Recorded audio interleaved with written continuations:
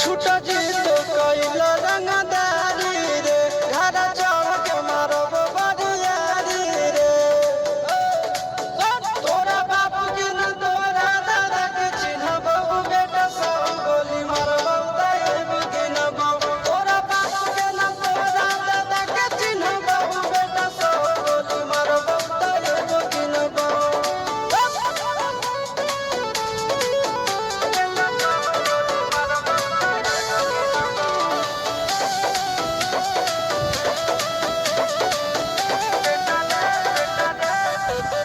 बेटा रे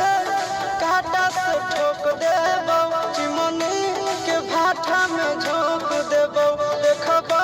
कवन बाबू बजैतौ तोरा प्रशासन के गाड़ी भी रोक देबो बेटा जी सुनो बेटा रे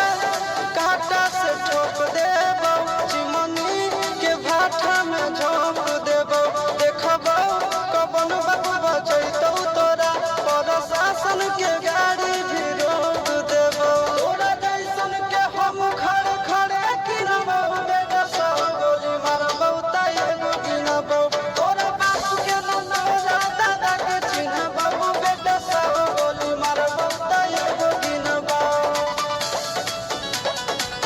बेटा सब गोली मारबो तैब गिनबो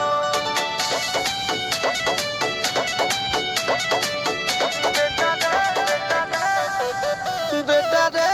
दौड़ा के बाजार में मारबो गोली तोर कपार में रंगदारी जे करभी बिहार में गड़ देबो गंगा जी किनार में इतना मार पड़तो न बेटा बेटा रे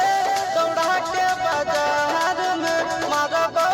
गोली तोर कपार में रंगदारी जे करभी बिहार में गड़ देबो गंगा जी किनार में कहो चिंटू आशीष के कारण सुनबो बेटा सब गोली मारबो तैब गिनबो तोरा बाप के न तोरा दादा के चिन्हबो बेटा सब गोली मारबो तैब गिनबो